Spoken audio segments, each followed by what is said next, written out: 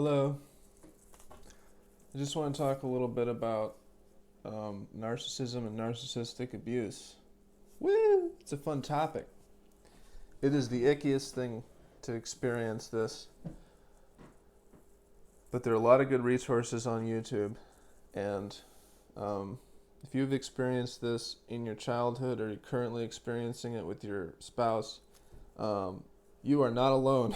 There's a lot of people out there who are going through this.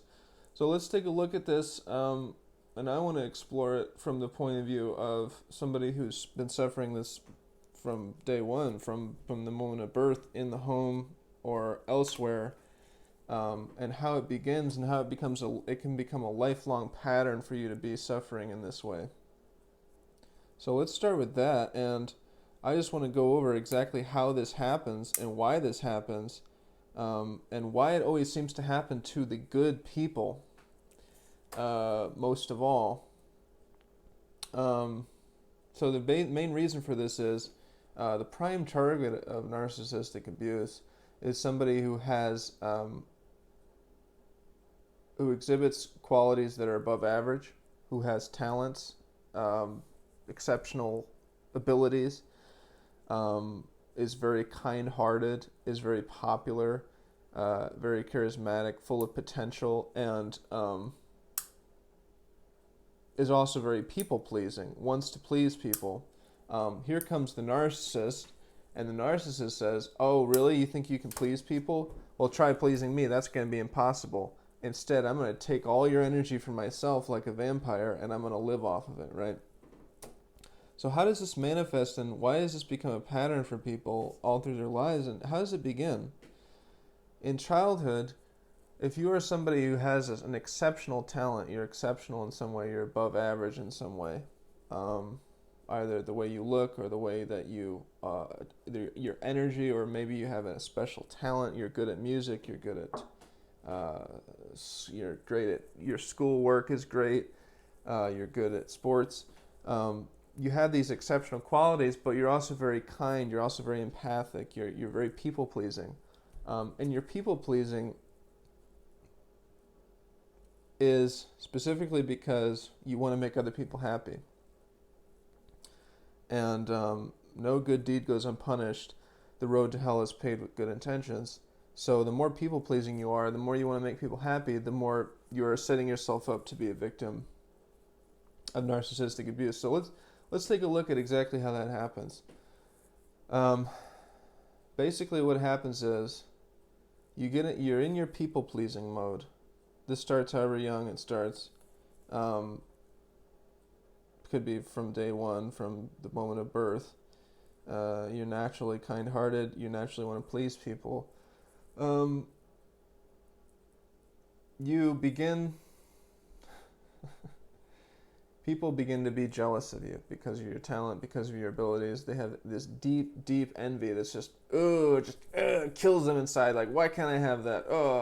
He doesn't even appreciate what he has. Well, she has.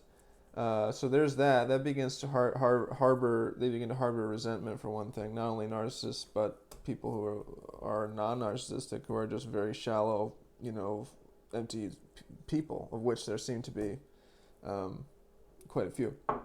Anyways, so the resentment, the envy begins to come up, and the narcissist is drawn to you. I want to, drawn to you because they want to take your power. They want to be like you. They want to have what you have, but they want to take it from you rather than giving it. That's the difference.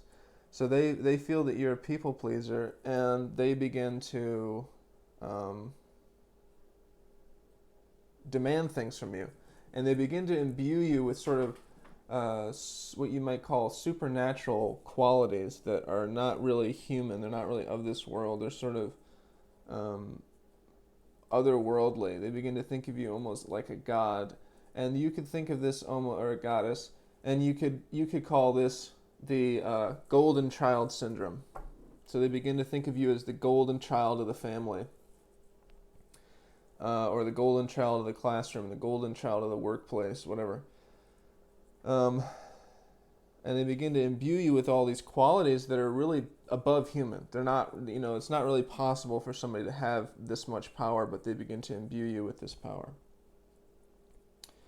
And as they begin to do this,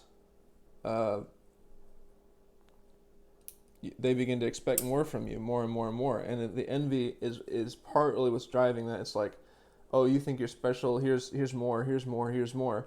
Do this for me, do this for me, do this for me, solve this, solve this, solve this. And more people start piling in and placing these demands on you because they know that you'll say yes to anything because you're a people pleaser. You want to please people. So as the people pleaser, golden child, you begin to take on these expectations that other people have for you. And no surprise, it begins to wear you out. It begins to be very, very exhausting for you to take on all these different people's sort of tasks, that they're placing in front of you. So you begin to be worn down. But because it's taboo, you're not allowed to have needs. You're not allowed in a narcissistic environment to have anything for yourself, even emotions you can't have, right? You're not allowed to feel things because that takes away from other people, from the narcissist's emotions and their narrative about what's going on. And so it becomes taboo for you to let any of this out, and so you're internalizing everything. As you're beginning to take on more and more, the load becomes too heavy, and you usually suffer some sort of breakdown that could be very serious. Could be a suicide attempt even, and so you sort of crumble under the weight of all these expectations and all this sort of like, you are a God, solve all my problems, you are a God, solve all the problems of the world, solve all the problems of my marriage, solve all the problems everywhere. You just sort of crumble. And you're broken in a sense, and you sort of, for a long time, may not have any energy to devote to anything, and you become very dysfunctional, and you can't even do the basic things that you're supposed to do for yourself. Okay, so now it flips, see, and now you are no longer the golden child, now you are the scapegoat. Yes, that's your new role. So now you went from having to do everything for everyone else to being blamed for everything you're not doing for everyone else, and you are now in scapegoat mode. So this is why the scapegoat and the golden child thing go together. Partly what I'm trying to explain with this video, and the main point of this video, this is how this happens, and this is why these two phenomena are pairs and they go together. Either you are the golden child and you're gonna you have the Herculean task of solving everybody's problems, even the world's problems, even like the globe's problems. Then when you've collapsed from the weight of all that and all that trying to please people, then you become the scapegoat, and everybody just basically throws shit at you. So that's why those two things can go together so easily, and that's why it manifests that way. Now, this sounds pretty hopeless, but there are things that you can do about this, and the main point I want to make in this video is, this all manifests because of people-pleasing qualities that you have and because of positive qualities that you have. So you're a positive person with good qualities that wants to help people, that has a big heart, that's very empathic, and yet you're suffering in all these different ways. So why does this happen, and what can you do about it? Well, mainly it happens because of narcissism. Narcissism is so rampant, particularly in the baby boomer generation. Sorry to put you on blast, baby boomers, but particularly in that generation, there is so much narcissism that it's become normalized, and it's become normal for narcissistic parents to imbue their children with these qualities of sort of like gods. And if you can't solve everything in the world, then you're a failure. I'm sorry. And then you become the scapegoat. But why do people do this? This seems so cruel. And the reason that people do it, it's the same reason that they don't have successful marriages, they don't have successful relationships, they can't maintain anything. And it's because they are trying to imbue the other, the one that they're in relationship with, either the child or the partner, with qualities that are parental qualities. So this is a phenomenon of narcissistic childlike stunted growth. They never developed emotionally, so they're really inside. They're just children. Many of these narcissistic people, and they're trying to imbue you with qualities of God or parent because they want to have something to turn to because they're children. They want to have something like, tell me what to do, lead me. But they can't give you the credit for that because then that would take away from their narrative about how great they are. So you get to have all the work with none of the credit. Okay, so this is terrible, right? So what can you do about it? The main thing, the point of this video and the takeaway of this video is this. We have to find a way, just like the old saying goes, to only worry about what we can control. So this all manifests because we start to believe that we can do and we can take on all these people's problems, and that's on us. We have to find a way out of that. We have to find a way to only focus on what we can control and let the rest go. You can't do anything about it. You can't solve all of it all at once. Focus on what you can control day by day and let the rest go. And the wisdom to know the difference, right? That saying, like, knowing what you can control, knowing what you can't, and then the wisdom to know the difference, or whatever it is.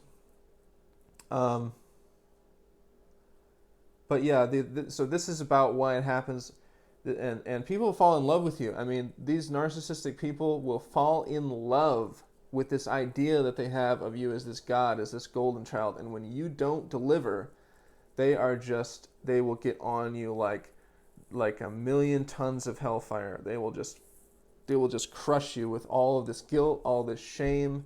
You are the worst person ever, and then it goes into scapegoat mode. But what the important thing to remember is that you're only human. You can only control a certain amount of things, and we just need to find ways of focusing on what we can control and letting everything else go. Now, how we do that exactly is a little bit of a question mark, and I'm going to leave that for somebody else to figure out or some other video. But I just want to make the point: if you are a victim of narcissistic abuse now, or formerly, or currently, or whatever, learn how to stop trying to take on other people's problems and learn how to focus on what you can control. What you can control as one human being. You can't take on the whole world on your shoulders. Focus on what you can control. Let everything else go. Let the chips fall where they may. And best of luck to you. And always remember you're not alone, and that you are loved by people. Not the narcissist, but you're loved by other people. And they love you for who you are. And there are people out there who you will be able to have normal relationships with eventually. But the narcissistic relationship is not normal. It's not healthy. It's a vampire victim relationship, and it will not serve you. Not now, not ever. Okay? So, yep, that's it for now.